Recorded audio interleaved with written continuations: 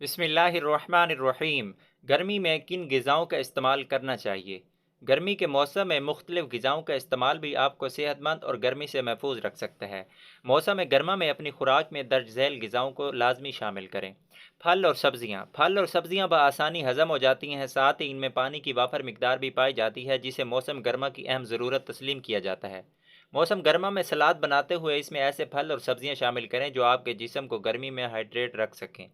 गर्म मौसम में मिसालेदार ग़िज़ाओं का इस्तेमाल पसीने के अखराज में इजाफ़ा करता है। ये आपकी तवानाई में कमी का बाइस बनता है, इसीलिए ज़्यादा मिसालेदार खानों से परहेज़ करें। मदर सेहत चर्बी इंसानी जिस्म के लिए ख़तरनाक होती है। जिस्म में नमक की मिकदार बढ़ाने का सबब बनती है। ख़ुसूसन अमराज़ क़ल्ब का मरीज़ चर्बी वाला गोश्त, गुर्दे, मगज़, सिरिपाई और कलेजी का इस्तेमाल न करें, क्योंकि इनमें मौजूद चर्बी जिस्म में कोलेस्ट्रॉल की सतह बढ़ा देती है, जो कि इन मरीज़ों के लिए बेहद ख़तरनाक है।